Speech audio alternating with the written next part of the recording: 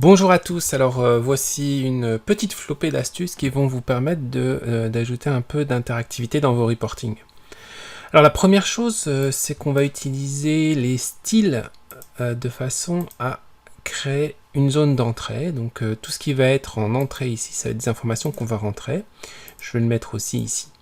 Alors pourquoi utiliser des styles et non pas un formatage en direct? Eh bien le très gros avantage des styles, c'est que lorsque je vais faire un clic droit ici, je choisis modifier.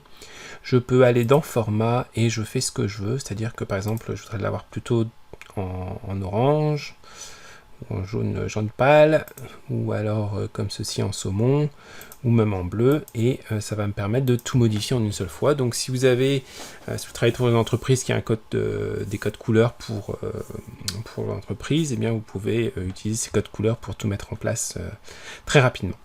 C'est la première étape. Deuxième étape, on va utiliser la validation des données. Donc on va aller dans Données, Validation des données, comme ceci. Je choisis une liste et je vais choisir ici numéro de produit. Alors, vous voyez, je me place juste en dessous du A et un petit peu au-dessus du titre, de façon à sélectionner la colonne au complet. Donc ça, c'est extrêmement pratique. Vous pouvez aussi utiliser CTRL espace pour sélectionner la colonne en ayant sélectionné une cellule au préalable. Donc je me mets ici, CTRL espace, ça va me permettre de sélectionner l'ensemble de la colonne. Je vais ensuite ici, je choisis, même chose, validation de données, mais cette fois je vais faire référence à A1 jusqu'à D1, donc à la zone qui se trouve ici. Je valide par OK. On a donc ici la possibilité de choisir le numéro du produit, par exemple produit 4. L'un des très gros avantages, c'est que si je rajoute un nouveau produit ici, eh bien je le vois apparaître comme ceci. CTRL Z. Par contre, ça ne va pas fonctionner sur la droite ici, si je rajoute quelque chose ici, etc. Malheureusement, bien dans cette liste-là, ça n'est pas mis à jour. Ça sera mis à jour seulement si j'insère une nouvelle colonne, ce qu'on va faire un peu plus tard.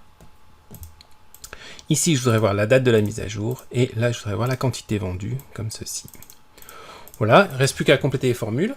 Je vais taper III espace. Alors ça, c'est une astuce que Win avait proposée, qui est un MVP dans le milieu anglophone, qui est extrêmement pratique, que je l'ai implanté. Je vous donnerai le lien en dessous pour voir comment faire. Et ça remplace III par index equiv, donc qui permet de rechercher dans une table et de rapatrier des informations. Donc, la table de résultats, ça va être l'ensemble de la table qu'on a ici, donc automatiquement il a repris le nom de la table. La valeur cherchée en ligne, ça va être celle-ci. La colonne dans laquelle on recherche, eh bien c'est celle-ci. Automatiquement, même chose, il a repris tes produits.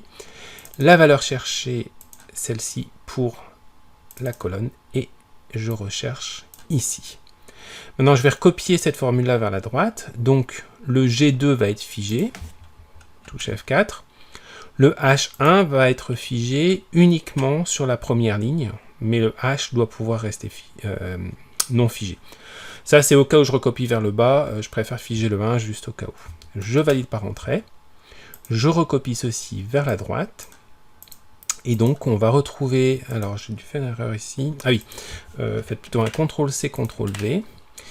Si je recopie vers la droite, ce qui se passe, ça m'a pris du temps à trouver, c'est qu'en fait il a tout déplacé, et donc il a déplacé aussi tes produits vers ici, donc il ne recherche plus le numéro de produit, mais il recherche le produit. Si on fait un CTRL-C, CTRL-V, CTRL-C, CTRL-V, bien dans ce cas-ci, il n'a pas déplacé les colonnes dans la table. Donc c'est une nuance assez importante à connaître. Voilà, il ne reste plus qu'à faire la mise en forme. Alors, de manière assez classique, on va aller ici, on va aller dans Accueil, et puis on va mettre ça sous forme de date, comme ceci. Le problème, c'est que si je change ici, je me dis, tiens, j'aimerais plutôt voir la quantité vendue, et bien là, je me retrouve avec une mise en forme qui n'est plus la bonne mise en forme. Donc, ce qu'on va faire à la place, c'est qu'on va rajouter une mise en forme conditionnelle sur ces informations-là, de façon à ce que, eh bien, on récupère le bon format. Alors, je vais enlever le format qu'on vient de mettre. De toute façon, ce serait mieux de l'avoir avec des séparateurs de milliers, voilà. Même chose pour la quantité vendue, je vais mettre en séparateur de milliers, qui va être mon format par défaut. Donc, si ce n'est pas une date, eh bien, on va mettre ce format-là. On peut ensuite, évidemment, l'appliquer à d'autres types de formats, comme par exemple des euros, si on avait des prix, etc. Donc, ça va être le même principe. Donc là, ce qu'on va faire, c'est qu'on va aller dans mise en forme conditionnelle, gérer les règles. on va faire une nouvelle règle. On va utiliser une formule et on va lui dire égal.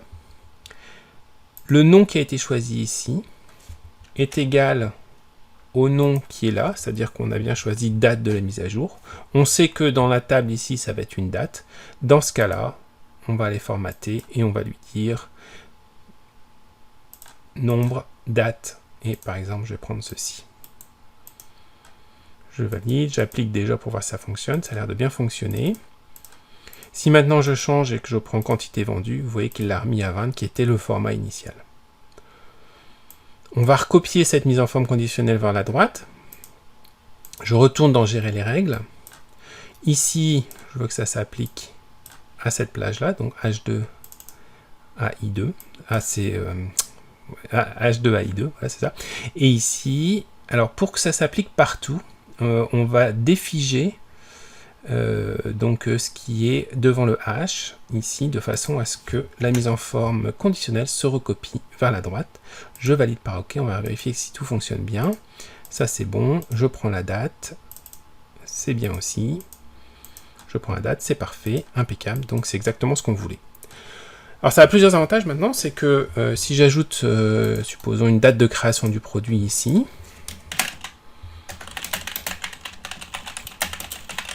donc là, je l'ai ajouté à l'intérieur. Donc, on va retrouver aussi la date de création du produit à cet endroit-là. Mettons qu'ils ont été créés tous aujourd'hui. F2 contrôle entrée. Et on a bien les dates ici. Alors là, évidemment, il faut regérer la mise en forme conditionnelle. Donc, ça peut se faire. On va retourner dans gérer les règles. Je retourne ici et on va lui rajouter un OU. Donc, soit I1 égale à C1, soit, pour une virgule, I1, touche F4 pour enlever les dollars, égale à D1. Si on est dans ces conditions-là, à ce moment-là, eh bien on formate en date. Je valide par OK, très bien. Je reprends la quantité vendue, impeccable. Le produit, donc ça marche très très bien. Et je peux donc maintenant choisir exactement le type de reporting que je veux avec les informations qui m'intéressent, ce qui évidemment est très pratique.